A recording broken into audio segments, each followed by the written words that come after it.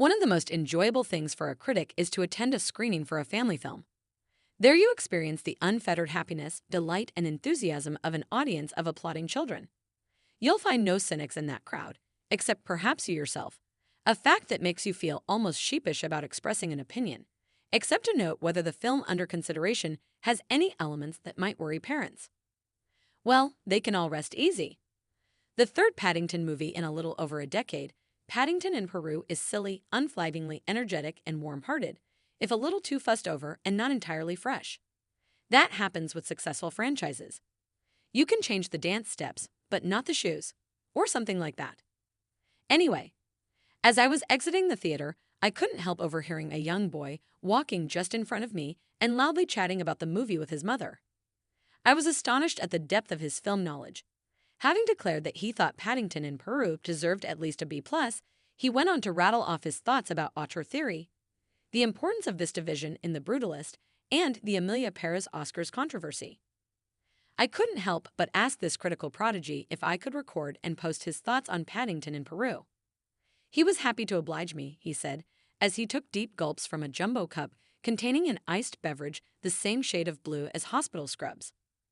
I should preface any remarks, he began, by saying that Paddington in Peru, while highly enjoyable and a total treat for all tots of all ages, does not match the dazzlement and delights of Paddington 2 from 2018. I was only 2 when I saw that film. I'm turning 9 in May, but I recognized immediately that this was a family classic.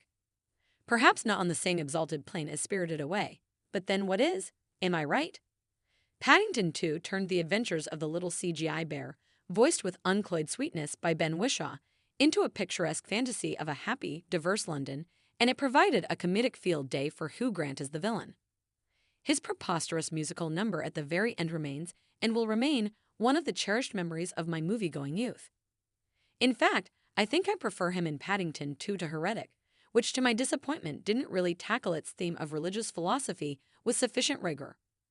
Just as I was trying to fathom how or why an 8-year-old could have seen that recent horror film, Aaron, not his real name, by his request, suddenly remembered that he was due at a pickleball and pizza party in Williamsburg in 40 minutes. But he said he was willing to email me some more substantial comments later. Well, I told him I was eager to hear whatever he had to say, and off he went with his mother. For a second, I thought I heard him refer to me as a bald loser, but that may have been an oral distortion caused by lobby noise. All those kids. At any rate, Aaron's comments arrived in due course the following morning, but since they don't really address the film's plot in any detail, I will spell that out first. Paddington returns to his native Peru when he and the Browns, the loving human family who have taken him in, learn that his beloved old Aunt Lucy, the Crown's Imelda Staunton, has been declining rapidly. Arriving at her South American nursing home, however, they're told by the establishment's Reverend Superior, Olivia Colman, also of the Crown, that Lucy has vanished into the jungle with no explanation and with nary a trace. The only clue left behind is an annotated map indicating that she's heading for an ancient, isolated ruin at what you might call a perilous remove upriver. Or is downriver? At any rate, everyone boards a boat piloted by the handsome Hunter Cabot, Antonio Banderas, not surprisingly, Mrs. Brown, Emily Mortimer, replacing Sally Hawkins from the earlier films, is more easily lured in by Cabot than is her husband, Downton Abbey's Hugh Bonneville. Mr. Brown doesn't want to venture one step further into the jungles of the Amazon, fearing he might encounter the dreaded purple-legged tarantula, and of course he does. But Cabot is by no means what he seems, and the voyage, the Browns soon realize, threatens to be more of a disaster than Dwayne Johnson's Jungle Cruise. At this point, I'll append a few of Aaron's additional comments. They're certainly insightful, although I'm not sure how helpful his references will be to readers.